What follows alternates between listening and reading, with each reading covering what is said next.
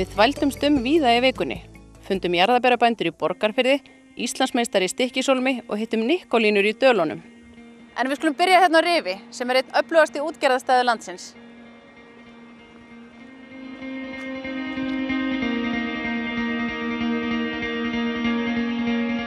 Höfnin á Rifi hjarta bæjarins, þar sem margar fjölskyldur eiga báta og reka útgerð.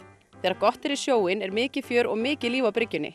Hér eru bátar af öllum stærðum og gerðum á margs konar veiðafærum.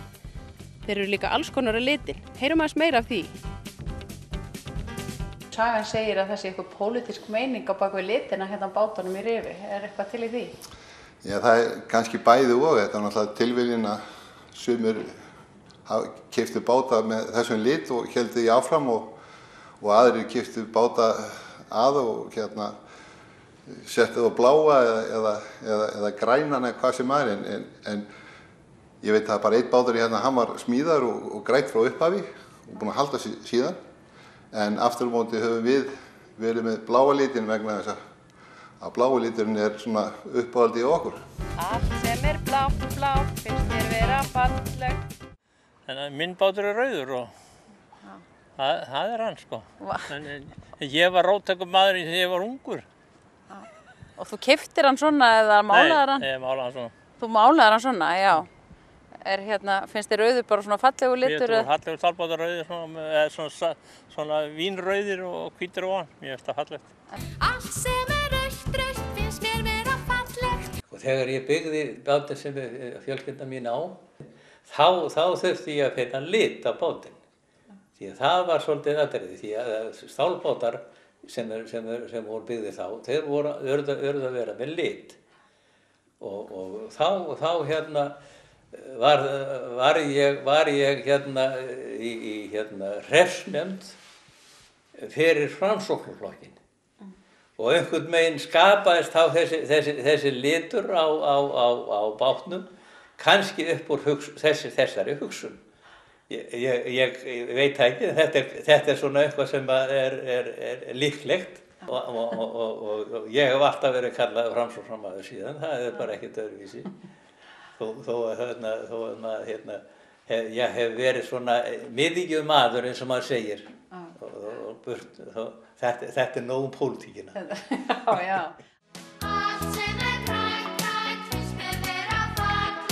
Sérstæða Rifshafnar margar fjölskyldur með minni einingar, minni útgerðar einingar, er það ekki? Jú. Hér á Rifi hérna, ég held að þetta sé svona einn stærsti og fjölbreyttasti útgerðarstaður á landinu sem með báta í bátaútgerð. Hér eru held ég einhverjar 12 útgerðir með stórum bátum, fyrir utan alla smábátana. Þetta allt saman í fjölskylda hérna, allt saman, allar útgerðir. Höfnin náttúrulega skapaði þennan stað hérna bara gjörsamlega og ég get alveg sagt það að hérna hefði ekki höfnin komið hérna og vegurinn undir Ólafsvíkurenni, þá væri hvergi byggð á Hellisandi eða Rifi. Það væri alveg á hreinu vegna þess að vera hérna á nesinu í hafnleysu og vegleisu og það var eiginlega ekkert annað að ræða til þess að halda byggð heldur en það að búa til höfn hérna í Rifi. Því að það er ákveðin höfn hér sem var fyrir af náttúrunnar hendi. Eftir 1950 þá var ákveðið að fara að byggja hérna höfn. Hér var engin höfn. Þá. Það var sko þetta er náttúrulega saman sveitarfélag og Hellisandur og þar er mjög léleg höfn sem út á Hellisandi sem heitir Krossavík fyrir utan. Og þetta var þessi staður dróst aftur úr á þessum árum vegna þess að það var hafnleysa, má segja það, bara fyrir litla báta. Og þá var þetta ákveðið að hér var mjög fín aðstaða til þess að búa til höfn. Þessi garður sem þú sér hérna, hann var að mestu leyti af náttúrunnar hendi og svo var það sand og ósér hér hérna sem við stöndum á. Þetta er uppfylling þegar við stöndum hérna á allt saman, megna þessu. Og hérna... Þannig að það er farið í bara aðgerðir að gera höfn á Rifi Já, um 1950? Já, eftir 1950, þá var samtidig lög sem heitir landshafnir. Þetta sveitafélag var náttúrulega mjög fátátt og hafði ekki nein efni á því að fara út í að byggja höfn. Og þegar það er komin höfna þá var nú lítið annað að gera fyrir sveitastrákinn en að kaupa bát? Nei, það var nefnilega málið. Og rauðan bát, og hvað kosti á þessum árum?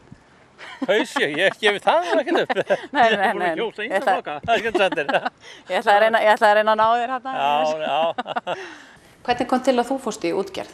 Ertu fæddur uppalinn í þessu eða? Ég er fæddur uppalinn í þessu, algjörlega. Algjörlega búin að vera í þessu alla tíð, alveg frá því ég er búin að vinna öll störf í fyrirtækinu. Já.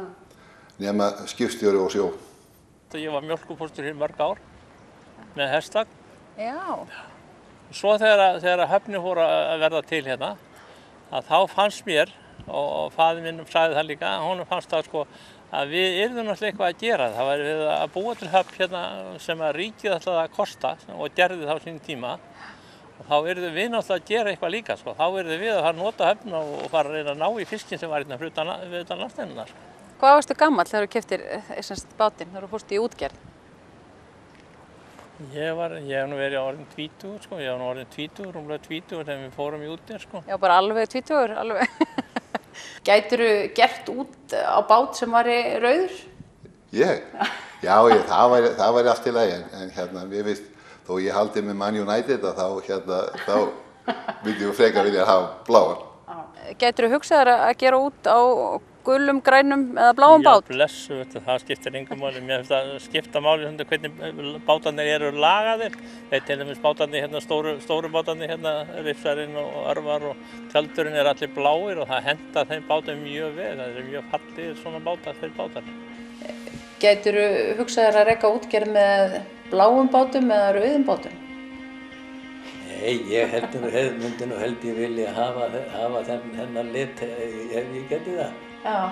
Ég held að því, þegar þetta er eitt af hjátrúnni, að halda bæði nafninu og litnum.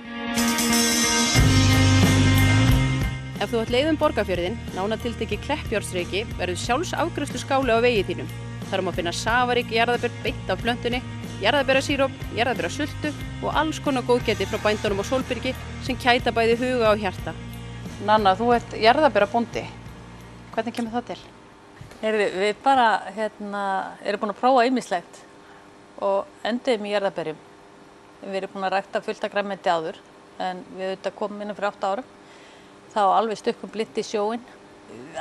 Stemdi nú eiginlega svolítið á fjós frekar en garðyrkju. En svo fór maður minn bara að læra garðyrkju og byrjuðum að rækta gulrætur hérna. Og þær voru reyndar í ræktun þegar við komum, þannig að við heldum því áfram. Fóru svo að rækta til að hafa eitthvað meira að gera því að þær eru auðvitað bara svolítið einföld uppskera 2 ári og við fórum bara að prófa okkur áfram með annað. Okkur fannst bara vanta eitthvað meira að gera og einhverju fjölbreytni. Þannig við fórum að prófa að rækta tómata og gúrkur og kúrbít og eggaldinn og kryddjurtir og bara ofsalega margt. Svo enduðum við bara í jarðarberjum af því það var eitt eftir að prófa og okkur finnst eiginlega bara mjög gaman að rækta jarðarber. Og það er vöntun á jarðarberjum. Það auðvitað segir sig sjálft að maður auðvitað þarf eiginlega svolítið að haga rekstrinum eftir því að það vantaði jarðarber á Íslandi. Hvað tekur langan tíma að rækta jarðarber? Það eru svona 3 mánuðir rúmlega sem það tekur að rækta frá því að við setjum plöntunum niður. Við fáum hana tilbúna og það tekur cirka rúmlega 3 mánuði að fá ber. Eru það að nota vistvænar varnir? Ég sé að það er svolítið af flugum hérna inni mér til mikillar skemmtunar. Hvaða tilgangi þjóna þær? Þær eru að frjóka blómin, vissulega. Þeirra tilgangur er frjókun? Já, þær eru starfsfólki okkar hérna. Já. Og við fengjum engi jarðarber ef ekki væri fyrir flugunar. Þannig að þær kaupum við sérstaklega. Og svo höfum við lífræna varnir líka sem eru þetta gegn meindyrum. Er þetta bara býflugur? Já. þær eru alveg saklausar. Hvernig semur ykkur við starfsfólki? Mjög vel, mjög vel. Jarðarberin eru sérstök að því leyti að fræin eru utanáliggjandi. Gerir það ferlið eitthvað einstakt? Ég hugsa að fræin eru utan á öllum blómum. Já. Þau eru auðvitað, sum blóm eru auðvitað svona sjálffrjóvgandi og eru það í sumum plöntum, þú þarft ekki býflugur í allri ræktun, en í sumri ræktun þá þarftu býflugur til að frjóvga.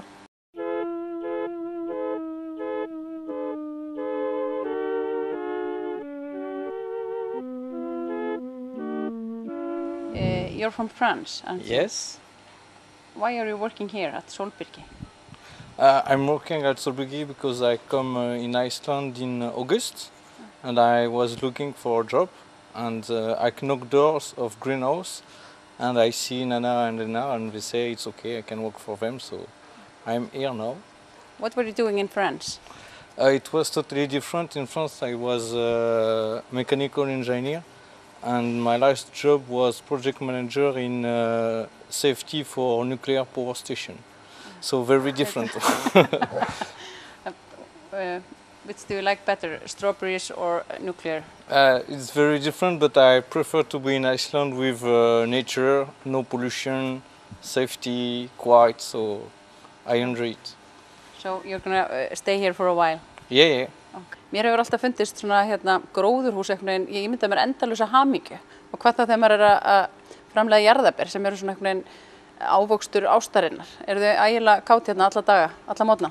Já, það er auðvitað, ég held að sé bara alveg fram að þessu að þá hefur verið neikvætt moment á hverjum degi og við lærum alltaf eitthvað nýtt á hverjum degi og ég hugsa að það sé nú svona víðast hvar að maður er ekki alltaf gleðin en vissulega við höfum oft rætt það að þetta gefur mann alveg óbúslega mikið að vinna í svona miklu lífi og sjá þennan árangur og sjá allt gerast og það gengur alltaf betur og betur og við erum vonandi að horfa fram á bestu uppskeruna núna í ár. Segðu mér, nú erum við með alveg nýtínd jarðarber. Borðar þetta alveg eins og það kemur á plöntunni? Já. Það er bara vesen að geyma grasið. Já, hvernig, og er það alltaf lægi að borða þetta? Já. Það er bara best að taka það í bita með berinu, svona allar hringinn. Það er mjög gott með. Það finnur maður ekki.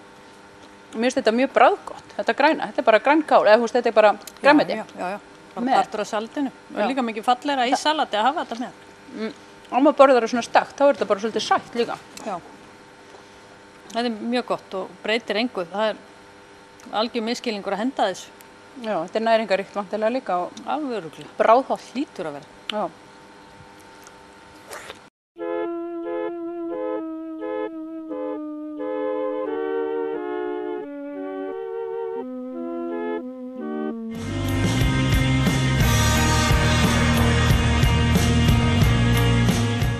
Hvernig fer bæjarfélag sem telur rúmlega 1000 manns að því að vinna Íslandsmeistaratitil 3 ár í röð?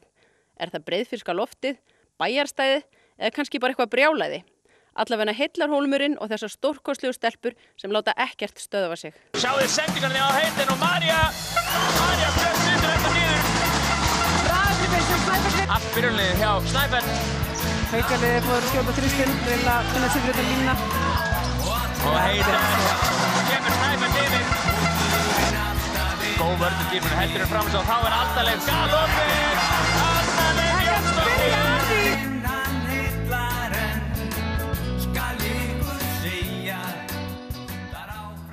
Finnst þér bæjarfélagið, finnst þér það virkur þáttakandi í þessu öllu saman?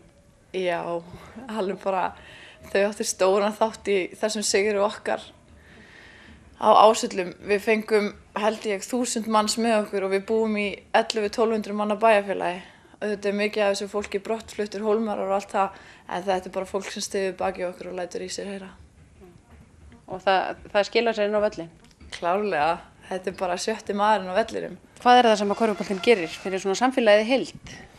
Hérna náttúrulega vetrarmánuðir eru náttúrulega svolítið svartir og þetta náttúrulega lyftir brúninu svolítið og er sameiginlegt, þetta er algjörlega ópólitískt. Þannig að fólk úr bæjarpólitíkinni það sameinast hérna að garga saman áfram Snæfell á pöllunum og þetta gerir gríðarlega mikið fyrir svona bæjarfélag. Það er náttúrulega fínt starf í gangi, kórinn og lúðrasveit og Lions og ég veit ekki hvað.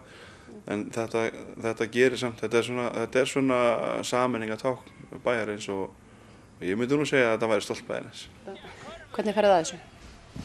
Ég ger þetta ekki einn, ger þetta engin einn. Við erum þetta bara með frábæra stelpur í liðinu sem að leggja mikið á sig. Við erum með lið í 2 pörtum, 5 stelpur sem eru í Reykjavík og þar njótum við aðstoðar Breiðabliks, Árna og Kó.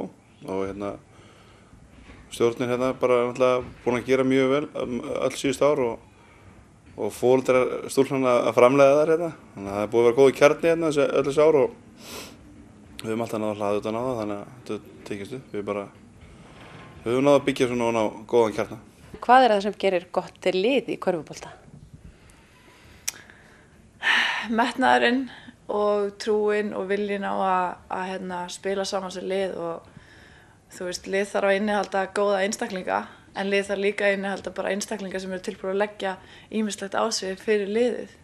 Við erum með leikmenn í okkar liðið sem eru kannski ekki að spila mikið en það sem þeir leggja í liðið er bara gigantískt, það er bara rosalega mikið og ekki minna hlutverk heldur en þeir sem eru kannski að spila í 40 mínútur. Allt undir, Íslandsmeistaratitilinn, Andrea hótar skotinu, Berglind tekur það, Berglind setur það! Wow!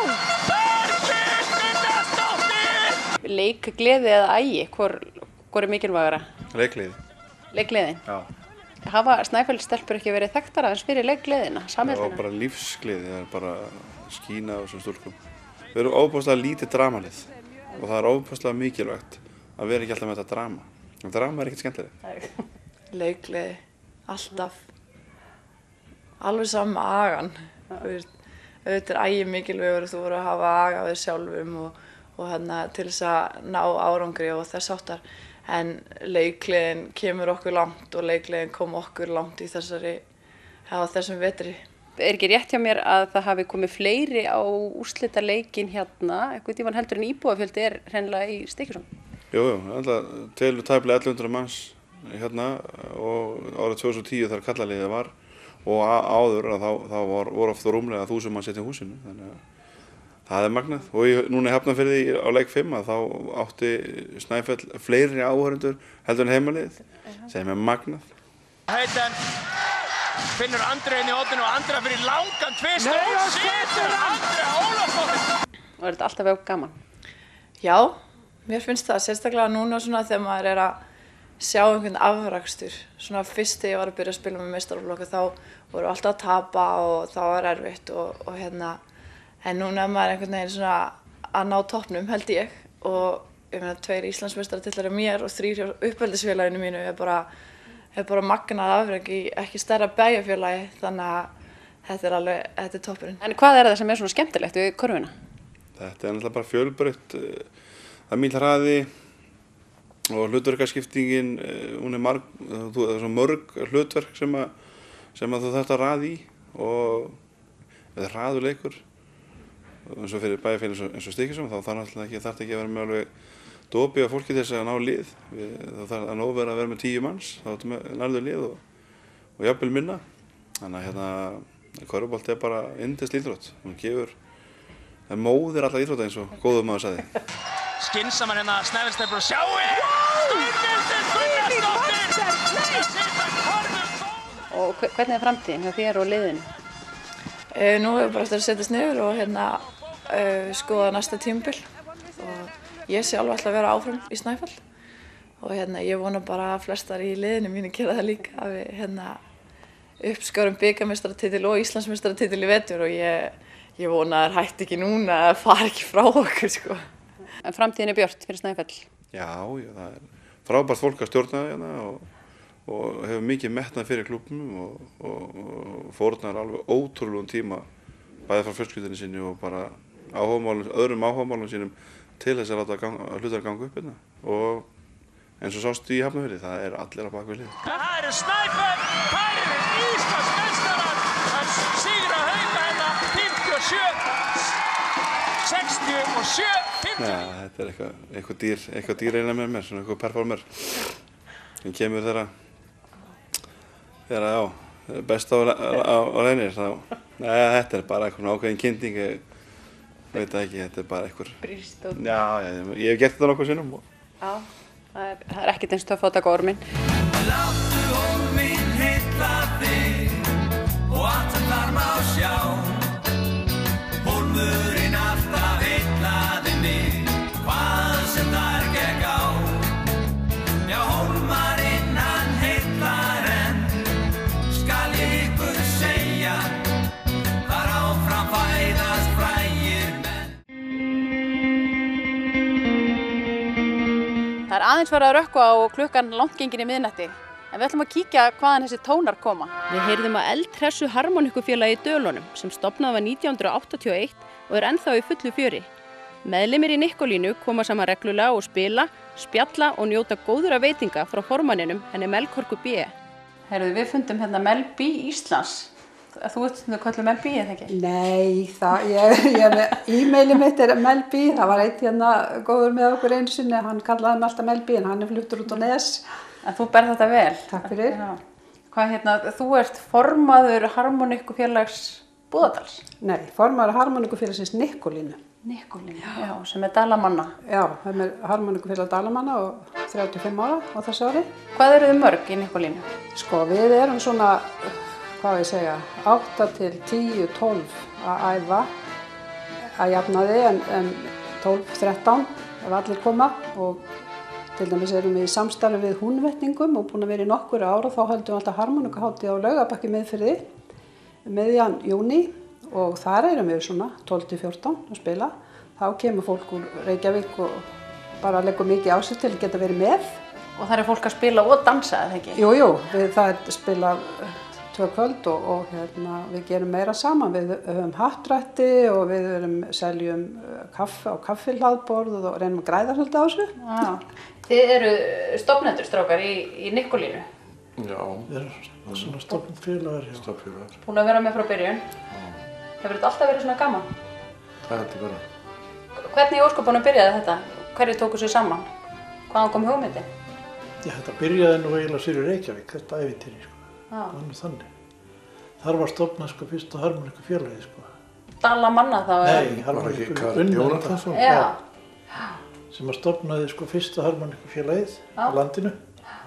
Svo fóru menn að grúpa sér saman út víðan völl. Já. Og rauðin kom að okkur, sko, 1981. Já. Þá stofnuðu við hérna fyrsta og þetta eina félag hér. Þetta eru 14 félög, aðildafélög að harmoniku unnöndum, já. Og þeir eru þá búin að vera að í 35 ár.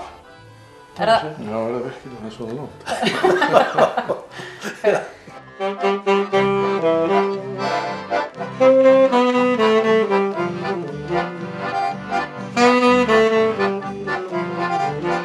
Á hvaða aldursári ert þú?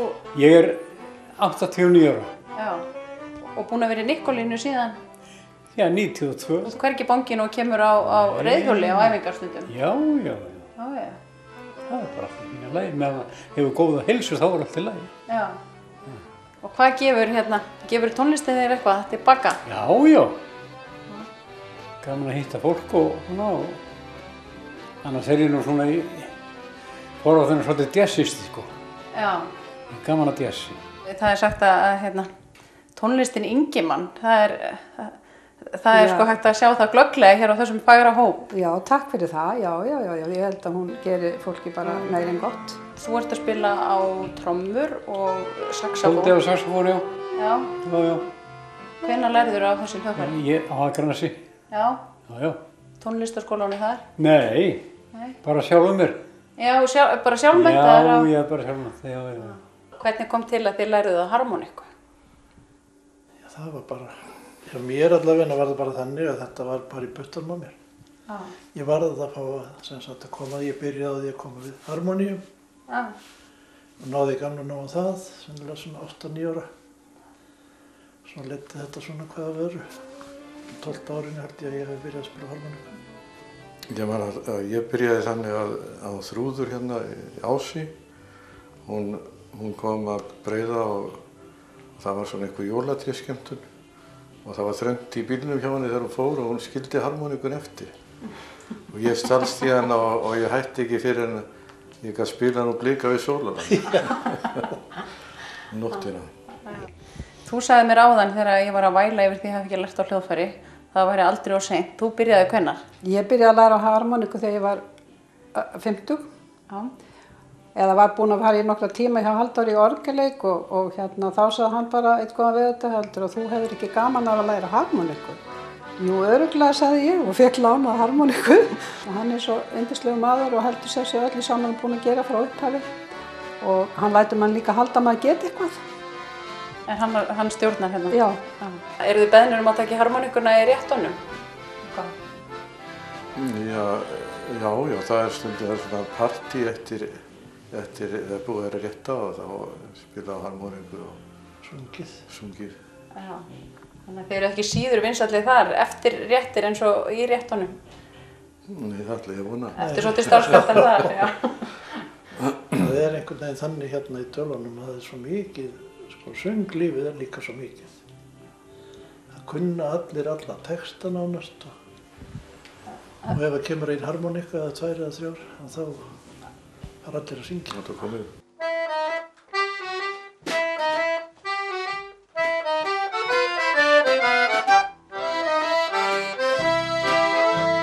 Þið hittist þetta hálfsmánaðarlega? Já, svona þegar ekki sauðburður og ekki heiskapur og ekki... Já, við reynum bara að æfa svo oft við getum. Hefur eitthvað verið að semja? Nei, nóg að fallegum lögum. Það er nóg að fallegum lögum til? Já, það finnir mér. Lögin sem þið takið, þau eru eitthvað eftir ykkur? Já, það er svolítið eftir heimamenn. Við höfum svolítið lagt metnað okkar í það að fara eins og á landsmót harmoníkuunnenda sem eru haldið 3. hvert ár víðsvegar um landið. Þá höfum við lagt svolítið metnað í það að vera með svona frumsæm lög eftir heimamenn. Við ætlum að kveðja hérna úr Dölunum í kvöld með þessum yndislegu tónum. Takk.